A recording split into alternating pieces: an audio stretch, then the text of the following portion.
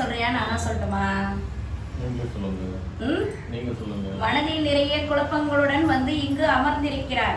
நான் செய்த காரியங்கள் அனைத்தும் சரியான பாதையில் சென்று கொண்டிருக்கிறதா இல்லையா என்று மனக்குழப்பத்துடன் தான் இப்பொழுது இங்கு வந்து அமர்ந்திருக்கிறார். முழுமையாக உனக்கு சந்தோஷம் என்பது இன்னும் நிறைவடையவில்லை. காரணம் என்னவென்றால், நான் செல்லும் பாதை சரிவர இருக்கிறதா என்று புரியவில்லை. ஆனாலும் நான் வணங்கும் என் தெய்வம் முழுவதுமாக என்னை காப்பாற்றி கொடுக்கும் என்று நினைத்துத்தான் இங்கு வந்து உட்கார்ந்திருக்கிறாய். அது மட்டுமல்லாமல் என்னுடைய அண்ணன் கோவிந்தனை நினைத்துத்தான் தினமும் வழிபாடு செய்து கொண்டிருக்கிறாய். அவனை நம்பித்தான் அனைத்து பொறுப்புகளையும் ஒப்படைத்து இன்று வந்து அமர்ந்திருக்கிறாய். உண்மையா இல்லையா சொல்லு?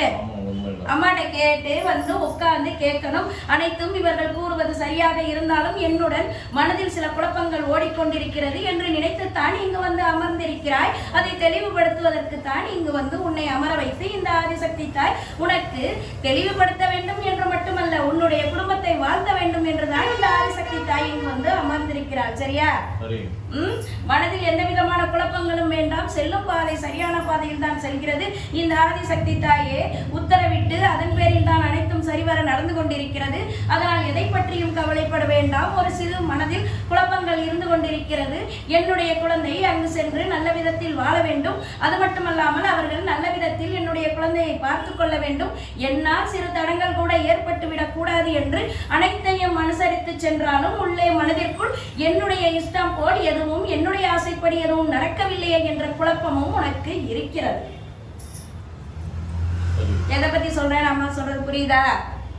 நீயாக இதைத்தான் செய்ய வேண்டும், என்னுடைய தலைமையில் அனைத்தும் என்னுடைய கைக்குள் இருக்க வேண்டும் என்று நினைத்துத்தான் ஒவ்வொரு செயலையும் ஆரம்பித்தாய். ஆனால் அவர்கள் கூறும் விதத்தில் தான் அனைத்தும் நடந்து கொண்டிருக்கிறது. அப்படி இருந்தும் என்னுடைய குழந்தைக்காக அனைத்தையும் விட்டுக் கொடுத்து செல்கிறேன். ஆனாலும் என்னுடைய குழந்தை நல்ல விதத்தில் வாழ வேண்டும், வம்சம் பெயர் விளங்கும்படி வாழ்ந்து காட்ட வேண்டும். இதுதான் நான் உன்னிடம் வேண்டிக் கொள்வது என்று என்னுடைய கோவிந்தனிடம் வேண்டிக் கொண்டுதான் இருக்கிறார். உண்மைதானே? அனைத்தும் சரிவர நடக்கும். இந்த தாய் உன்னுடைய வம்சத்திற்கு அனைத்துமாக துணைக்கு வந்து கொண்டிருக்கும் சமயத்தில் நீ எதை பற்றியும் நினைத்து கவலைப்பட வேண்டியதில்லை. இந்த தாய் கூறியது போல்தான் அனைத்தும் ஒவ்வொன்றாக நடந்து கொண்டிருக்கிறது என்று உன்னுடைய மனைவி நடந்து கொண்டிருக்கிறார். அதற்காகத்தான் அவளை அதிகம் பேசக்கூடாது என்றும் வாயடத்தி உட்கார வைத்திருக்கிறேன். காரணம், எதுவும் புரிந்து கொள்ளாமல் இதுதான் உலகம் என்று உன்னிடம் தவறுதலாக சில வார்த்தைகள் விட்டதால் தான் உனக்கு குழப்பங்கள் இருந்தது. இப்பொழுது இந்த தாய் அனைத்தையும் சரி செய்து உன்னுடைய குடும்பத்தை ஒற்றுமையாக வைத்து அழகு பார்க்க போகிறார். இதுதான் இந்த ஆதிசக்தி தாய் உனக்கு கொடுக்கிற வாக்கு. சரியா? மனதில் எந்த குழப்பங்களும் எதுவும் தேவையில்லை. தாய் இருக்கிறார் உனக்கு. என்னுடைய அண்ணன் கோவிந்தன் உனக்கு துணைக்கு வருகிறார். எவ்வளவு பெண் தெய்வங்கள் இருந்தாலும் என்னுடைய அண்ணனைத்தான் நீ முழுமையாக நம்பி வாழ்ந்து கொண்டிருக்கிறாய் என்பது எனக்கு தெரியும். உண்மைதானே?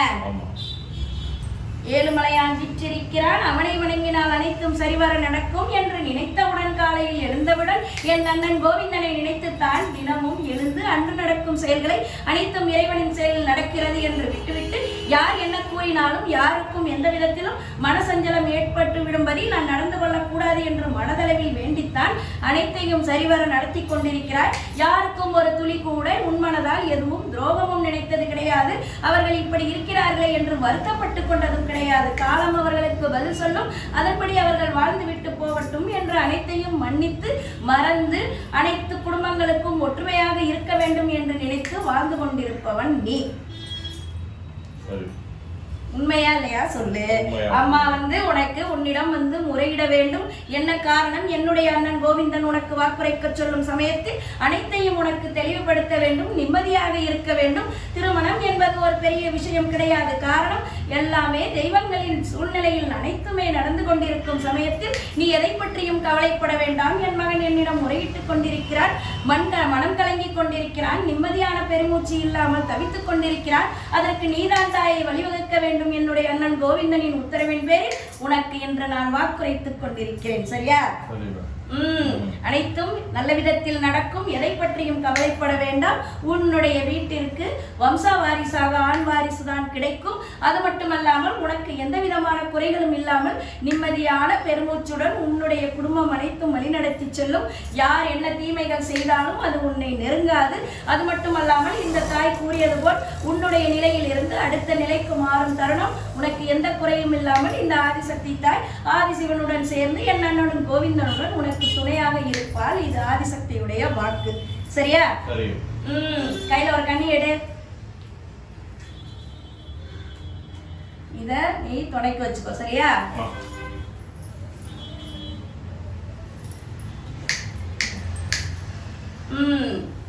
மனதை ஒருநிலைப்படுத்தி தயார் நிலையில் அமர வைத்து திருமணம் என்பது பெண்கள் அனைவருக்கும் உள்ள கடமை, அது மட்டுமல்லாமல் வம்சவிருத்தி என்று உனக்கு முழுவதுமாக இந்த தாய் வாக்குரைத்து அனுப்பி வைத்திருந்தாள். உண்மைதானே? மகளை கேட்டுட்டு இருக்க. சொல்லு, பதில் சொல்லு. அம்மா கிட்ட நிறைய கேள்விகள் கேட்க வேண்டும், எனக்கு புரியாத புதிராக இருக்கிறது என்று நினைத்துத்தான் இங்கு வந்து அமர்ந்திருக்கிறாய்.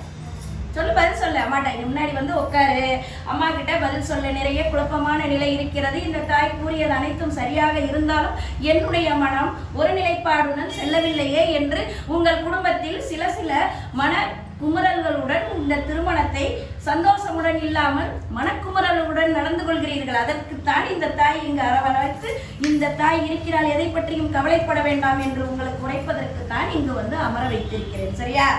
எதை நினைத்தும் கவலைப்பட வேண்டாம். இந்த தாய் கூறியது போல் நீ மறுபடியும் கேட்டுக்கொண்டது அந்த சன்னிதானத்தில் என் முன்னே பாட வேண்டும் என்ற ஆசை, அதுவும் நடக்கும். அதே போல் உன்னுடைய குடும்பத்தில் வம்சாவாரிசாக ஆண் குழந்தை பிறக்கும், அதுவும் நடக்கும். உன்னுடைய குழந்தை முழுவதுமாக உன்னுடைய தகப்பன் வகையில் தான் முழுமையாக கையில் இருந்து அவர்கள் தான் வளர்த்து வாழ வைத்து அழகு பார்ப்பார்கள். காரணம், உன்னை மறுபடியும் ஒரு நல்ல வேலைக்கு அனுப்பி வைக்கிறேன் என்று வாக்கு கொடுத்திருக்கிறேன், அதுவும் நடக்கும். அதே போல் உன்னுடைய வீட்டில் உன்னுடைய கணவன் வீட்டில் வாழப்போகும் சமயம் அவர்கள் அனைவரும் உன்னை மகளாகத்தான் கையில் ஏந்தி வாழ வைத்து அழகு பார்ப்பார்களே தவிர வேறு எந்த குறையும் யாரும் எதுவும் சொல்லிவிடா வண்ணம் இந்த தாய் உன்னை வரவணைத்து அழைத்து செல்வாள். அதனால் எதை பற்றியும் நீ கவலைப்பட வேண்டிய அவசியம் கிடையாது. என்னுடைய தாய் வீட்டில் என்னுடைய தகப்பன் எனக்கு துணையாக அனைத்திற்கும் சரிசமமாக என்னை வாழ வைத்து அழகு பார்க்கும் சமயத்தில் நான் செல்லும் இடத்தில் எப்படி இருக்கப் போகிறேன் தாயே என்று புரியாமல் புலம்பிக் கொண்டிருக்கிறாய். அந்த புலம்பல் உனக்கு தேவையில்லை. இப்பொழுது இருப்பதை விட அதற்கு மேலும் சந்தோஷமான செய்தியுடன் முழுமையாக சுதந்திரமாக வாழ்வாய். அதை பற்றி கவலைப்பட வேண்டாம். சரியா? அடுத்த நிலைக்கு செல்ல வேண்டும், மறுபடியும் நான் வேலையில் அமர வேண்டும் என்று எதிர்பார்த்து காத்து கொண்டிருக்கிறாய். 3 மாத காலங்கள் பொறுமையாக இரு. உனக்கு அதற்கான வேலையை இந்த ஆதிசக்தி தாய் அமைத்து முழுமையாக உன்னை அந்த நிலையில் உட்கார வைத்து அழகு பார்ப்பாள். சரியா? அது மட்டுமல்லாமல் உனக்கு இன்னும் ஆசைகளும் இருக்கிறது. உனக்கென்று தனிப்பட்ட முறையில் ஒரு வாகனம் வாங்க வேண்டும் என்ற ஆசையும் இருக்கிறது. அதுவும் கண்டிப்பாக நடக்கும். கவலைப்பட வேண்டாம். சரியா? கையில ஒரு கண்ணி எடு. வேற என்ன கேட்கணும் உனக்கு? அதான குறையா இருக்கு மனசுல?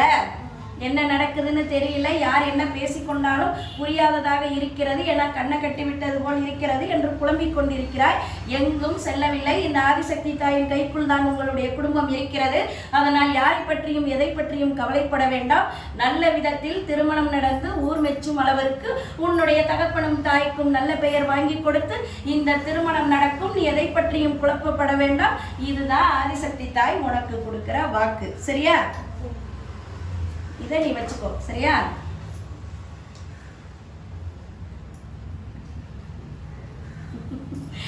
உட்கார்ந்தவுடன் பிரத்யங்கரா தேவி வந்து வாக்கு கூறுவாள் என்று நினைத்துத்தான் இங்கு வந்து என் மகள் அமர்ந்திருந்தாள். நினைச்சியா?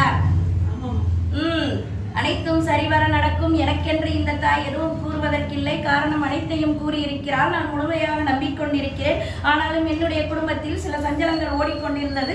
அதை தாய் தான் தீர்த்து வைக்க வேண்டும் என்று வணங்கிக் கொண்டிருந்தாய். அதன்படி இந்த தாய் விரிவுரையாக உன்னுடைய குடும்பத்தார் அனைவருக்கும் நல்வாக்கும் கூறி நல்லவை நடக்கும் என்றும் ஆசி கூறி இந்த ஆதிசக்தி தாய் உங்களுடைய குடும்பத்தில் திருமணத்தை நானே நின்று முன்னின்று நடத்தி வைத்து இந்த குழந்தைக்கு நல்வாழ்க்கை கொடுத்து உன்னுடைய குடும்பத்தில் எந்த விதத்திலும் யாரும் தீங்கு நேராவண்ணம் அனைத்தையும் சரி செய்து கொடுப்பேன். சரியா? திருமணம் முடிந்தவுடன் கணவனையும், அதாவது உன்னுடைய குழந்தைகள் இருவரையும் அழைத்து அங்க வீற்றிருக்கும் காளி தேவியாக வீற்றிருக்கும் என்னிடம் வந்து தலை குனிந்து வணங்கி செல்ல சொல். அனைத்தும் சரிவர நடக்கும். கையில ஒரு கனி எடு.